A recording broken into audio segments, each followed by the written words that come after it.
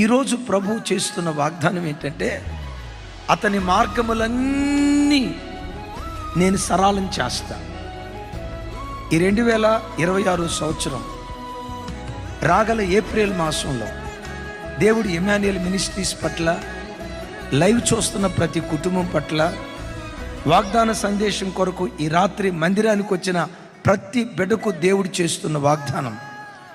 April మాసంలో ఏ పని నిమిత్తం నువ్వు వెళ్ళబోతున్నావు, జనవరి, ఫిబ్రవరి, మార్చి మాసాల్లో ఆ పని జరగకుండా ఏది ఆటంకంగా ఉందో ఆ ఆటంకాలన్నీ తొలగించి ఏప్రిల్ మాసంలో ప్రతి మార్గాన్ని దేవుడు సరళం చేయబోతూ ఉన్నాడు. పర్వతాలన్నీ చదును భూమిగా దేవుడు మార్చబోతున్నాడు. లోయలన్నిటిని దేవుడు పోడ్చబోతున్నాడు. వంకరి మార్గాలు తినని చేయబోతున్నాడు.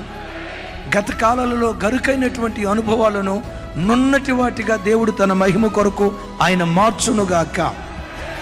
గడిచిన 3 మాసాలు నువ్వు తలపెట్టిన ఏ పనిలో నువ్వు విఫలమయ్యావో నాకు తెలీదు.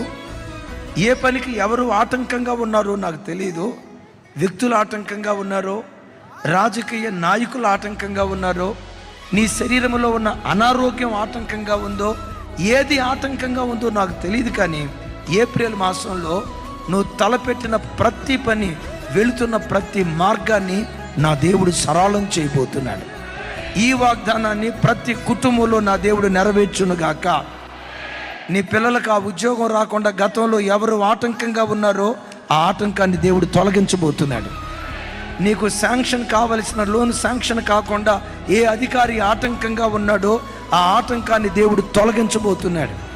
నీ పిల్లల వివాహ విషయంలో ఏ మనుషుడు ఆటంకంగా ఉన్నాడో, పిల్లల వివాహానికి ఏది అడ్డుకట్టుగా ఉందో యేసు నామం పేరిట ఆ ఆటంకాన్ని ఏప్రిల్ మాసంలో దేవుడు తొలగించబోతూ ఉన్నాడు. యేసుకి మహిమ కలుగును.